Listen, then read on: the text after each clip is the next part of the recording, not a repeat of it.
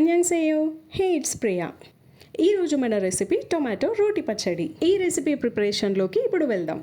ముందుగా స్టవ్ పైన కడాయి పెట్టుకొని 4 to 5 మీడియం సైజ్ టమాటోని పీసెస్గా కట్ చేసుకొని అందులో యాడ్ చేసుకుందాం. తర్వాత కారంకి సరిపడా పచ్చిమిర్చిని కూడా అందులో వేసుకుందాం. ఇప్పుడు కొద్దిగా ఆయిల్ని కూడా యాడ్ చేయాలి. స్టవ్ని మీడియం ఫ్లేమ్లో పెట్టుకొని ఒకసారి అంతా కలుపుకొని 1 టేబుల్ స్పూన్ ఆఫ్ సాల్ట్ని అందులో యాడ్ చేసుకుందాం. సాల్ట్ యాడ్ చేయడం వల్ల టొమాటోస్ అన్నీ చాలా త్వరగా కుక్ అయిపోతాయి. ఇంకా కాసేపు లిడ్ని కవర్ చేసుకొని టొమాటోస్ని బాగా కుక్ చేసుకోవాలి. 5 minutes తర్వాత లిడ్ ఓపెన్ చేసి టొమాటోస్ అన్నీ కుక్ అయ్యాయా లేదా ఒకసారి కలుపుకొని చూసుకోవాలి.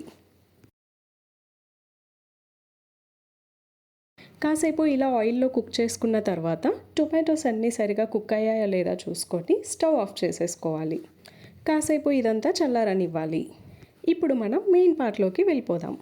ఫస్ట్ రోల్ తీసుకొని దాంట్లో ఆల్రెడీ ఉడికించి పెట్టుకున్న గ్రీన్ చిల్లీని యాడ్ చేసుకొని పేస్ట్ చేసేసుకోవాలి. ఇప్పుడు పచ్చిమిర్చి పేస్ట్ని ప్రిపేర్ చేసే టైంలోనే కొన్ని వెల్లుల్లి రెబ్బలను కూడా యాడ్ చేసి కాసేపు దంచుకోవాలి.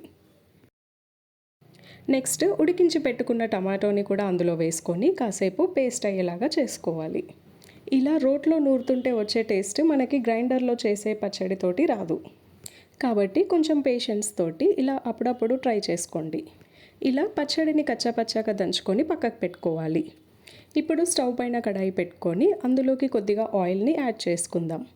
మంటని మీడియం ఫ్లేమ్లో పెట్టుకొని ఆయిల్ కాసేపు వేడెక్కిన తర్వాత అందులోకి పోపుకు కావలసిన జీలకర్ర ఆవాలుని వేసుకుందాం.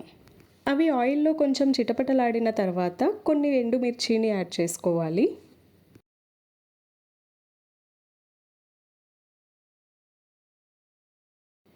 ఆయిల్లో ఎండుమిర్చిని బాగా వేపుకోవాలి.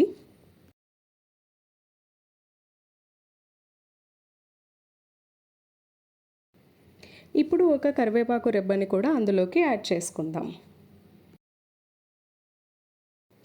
అవి వేగుతున్న టైంలో చిటికెడు పసుపుని కూడా యాడ్ చేసుకొని పచ్చివాసన పోయేంత వరకు బాగా కలుపుకుంటూ ఉండాలి. ఇప్పుడు ఫైనల్ టచ్ కోసం చిటికెడు ఇంగువని కూడా యాడ్ చేసుకుందాం. ఈ పోపంతా ఇందాక ఆల్రెడీ మనం ప్రిపేర్ చేసి పెట్టుకున్న టొమాటో రోటి పచ్చడిలోకి కలుపుకోవాలి. పోపంతా పచ్చడిలోకి బాగా కలిసేలాగా కాసేపు కలపాలి. ఇలా మనకి టొమాటో రోటి పచ్చడి అనేది ప్రిపేర్ అయిపోతుంది. ఈ పచ్చడిని వేడివేడి అన్నంలోకి ఒక ఆమ్లెట్ వేసుకొని తింటే టేస్ట్ మాత్రం సూపర్గా ఉంటుంది. సో ఖచ్చితంగా ట్రై చేయండి.